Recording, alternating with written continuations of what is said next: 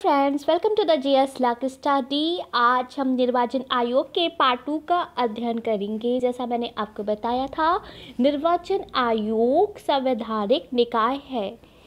संवैधानिक निकाय में मैंने आपको बताया था निर्वाचन आयोग, वित्त आयोग, अनुसूचित जाति आयोग, राष्ट्रीय अनुसूचित जाति आयोग, भारत नियंत्रक महालेखा परीक्षक, संघ लोक सेवा आयोग, राज्य लोक सेवा आयोग इत्यादि आते हैं। आगे चल के मैं आपको इनके बारे में भी अध्ययन कराऊंगी, क्योंकि एग्ज़ाम में इनसे क्वेश्चंस आते हैं।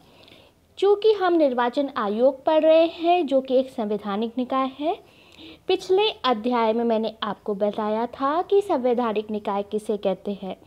फिर से एक बार बता देती हूँ, ऐसे निकाय जिनका उल्लेख पहले से संविधान में किया गया है उन्हें संवैधानिक निकाय कहते हैं, और जिसमें अगर कोई भी चेंजेस लाने हैं तो संविधान में दोनों सदनों के द्वारा संसद के संशोधन करना पड़ेगा, विशेष बहुमत पारित करके।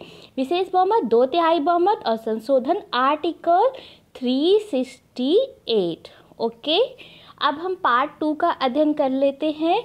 तो निर्वाचन आयोग की जो शक्ति और कार्य है ये ही जानेंगे हम इस चैप्टर में, और ये 2 पार्ट में ये टॉपिक समाप्त हो जाएगा। तो इसमें प्रशासनिक शक्ति होती है निर्वाचन आयोग में, दूसरी सलाहकारी शक्ति होती है, तीसरी अर्धन्यायिक शक्ति होती है। अर्धन्यायिक मैंने आपको पहले पार्ट में बताया था कि ये एक न्यायालय की तरह कार्य करता है। चुनाव संबंधी मामलों में सलाह संबंधी मामले भी हैं, ये जैसे राष्ट्रपति को सलाह देता है बहुत से मामलों में। अब हम स्टार्ट करते हैं, ठीक है। अब ये इसका पहला काम है जो प्रशासनिक है। संसद के परिसीमन आयोग जो हैं अधिनियम, ये अधिनियम कब कब के हैं? 1952, 1962, 72, 2002, ठीक है। भारत के निर्वाचन क्षेत्र के भूभाग का निर्धारण इसी अधिनियम के तहत किया जाता है, और वर्तमान में निर्वाचन क्षेत्र के भूभाग का निर्धारण कौन से परिसीमन आयोग अधिनियम के तहत किया जाता है? तो 2002, जिसे 2008 में प्रतिभा पाटिल थी राष्ट्रपति, उन्होंने इसे आगे बढ़ा दिया, ठीक है, 2008 में।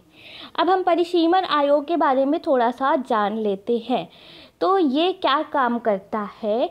पहला, निर्वाचन क्षेत्र के भूभाग की सीमा का निर्धारण करता है, ठीक है। कितने क्षेत्र पे चुनाव कराना है, कौन सा क्षेत्र है, ये सब कौन निर्धारित करता है? निर्वाचन आयोग। पहला तो ये हो गया। अब ये अनुसूचित जाति जनजाति की विधानसभा में सीट का निर्धारण करता है, दूसरा काम है इसका।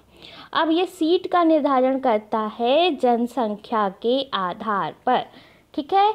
किसी राज्य में अनुसूचित जाति कितनी है, अनुसूचित जनजाति कितनी है, उनकी आधार पर विधानसभा में उनके लिए सीटें आरक्षित कर दी जाती हैं, और किस आधार पर?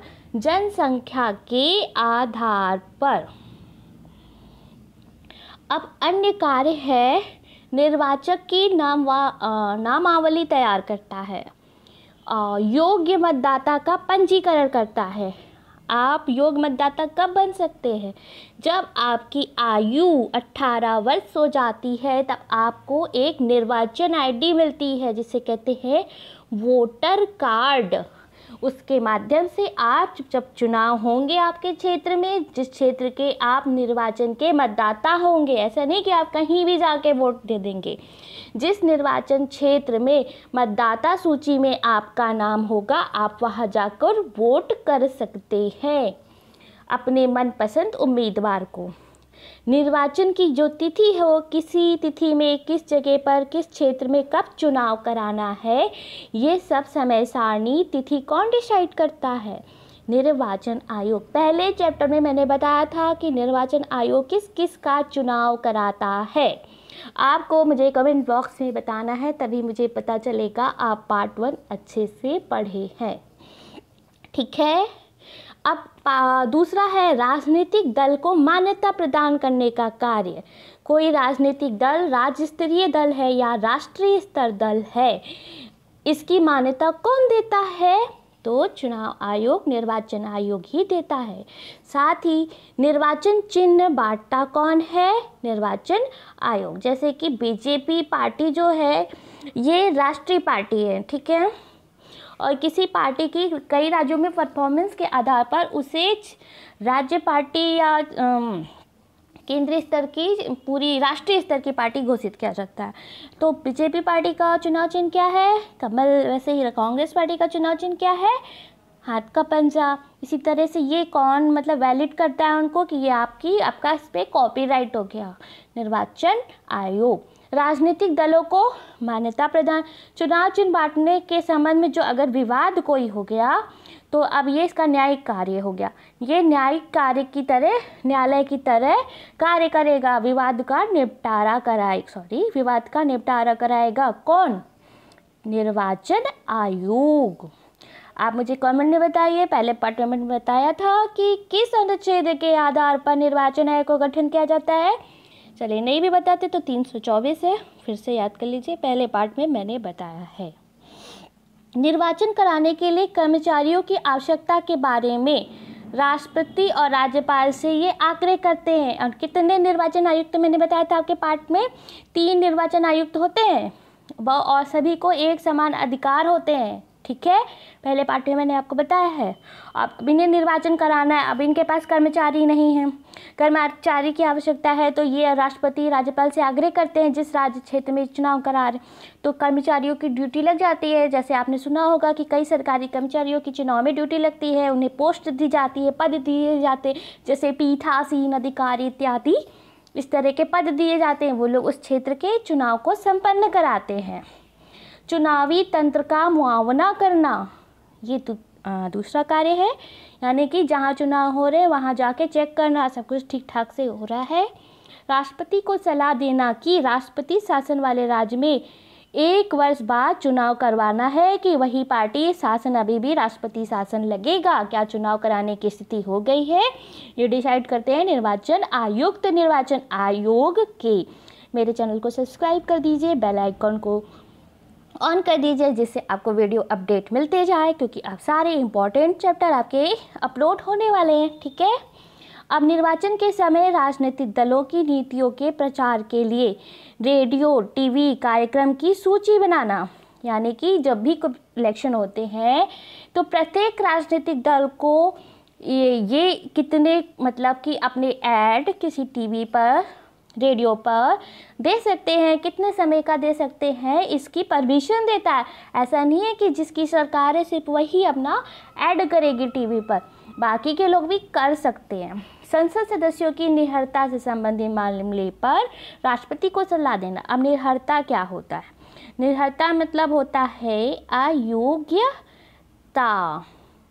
अब संसद का कोई सदस्य मतलब कि मान लीजिए उसमें कोई है, सांसद है, वो उसमें ऐसी योग्यता नहीं है कि वो उस पद पर रह सकता है, तो ऐसा कौन पूछेगा? राष्ट्रपति अगर पूछता है निर्वाचक आयुक्त से तो वो उसे उचित सलाह देगा, ठीक है।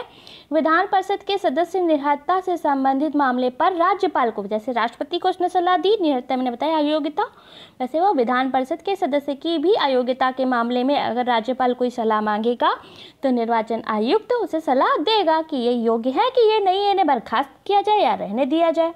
मतदान केंद्र पर अगर लूट होती है, हिंसा होती है, अनियमितता हो जाती है तो इस चुनाव रद्द हो जाता है वहाँ का, ठीक है, निर्वाचन वहाँ का रद्द कर दिया जाता है। और ये रद्द करने का अधिकार भी कौन करता है? निर्वाचन आयुक्त, निर्वाचन आयोग के। इस तरह ये न्यायालय की तरह कार्य करते हैं। आपका ये टॉपिक बहुत अच्छे से क्लियर होगा। आप चैनल को सब्सक्राइब कर सकते हैं, चैनल को ग्रोथ बताइए, तभी तो हम आपके लिए और वीडियो बनाएंगे। अब मैं आपको मोस्ट इम्पॉर्टेंट बता रही हूँ चुनाव आचार संहिता के बारे में, ये क्या होती है। तो जब किसी क्षेत्र में चुनाव होने वाले होते हैं तो निर्वाचन आयोग चुनाव के कुछ दिन पहले चुनाव की आचार संहिता लागू कर देती है, यानी कि कुछ नियम कानून बना देती है जिसका पालन प्रत्येक पार्टी को, जो चुनाव ले रहे हैं, जो उम्मीदवार चुनाव में खड़े हैं चुनाव के लिए, और जो सरकार है उस समय उन्हें पालन करना अनिवार्य होता है। अगर ये पालन नहीं करते तो चुनाव आयोग इनके खिलाफ सख्त कार्रवाई करेगा। अब क्या है, कुछ में बहुत सारे हैं आचार संहिता नियम, जिनमें से मैं कुछ आपको खास जो है बता देती हूँ। धार्मिक स्थान का प्रयोग ये चुनाव प्रचार के लिए नहीं करेंगे। कोई भी पार्टी, उम्मीदवार या सरकार, कोई भी दल ऐसा काम नहीं करेगी जो जाति, धर्म, भाषा के बीच में मतभेद पैदा कर दे, दंगे करा दे। और जो पार्टी नियमों का पालन नहीं करती है, चुनाव आयोग उम्मीदवार जो होते हैं, जो पार्टी के लोग होते हैं, उनके खिलाफ FIR दर्ज कर सकती है। और अगर ये लोग दोषी पाए गए तो उन्हें जेल भी भेज देगा निर्वाचन आयोग, और चुनाव लड़ने से भी रोक देगा। तो निर्वाचन आयोग में इतना ही। आप मेरे चैनल को सब्सक्राइब कीजिए, वीडियो को लाइक और शेयर करना जरूर भूलिए, मतलब शेयर जरूर कीजिए। Thank you so much, have a good day.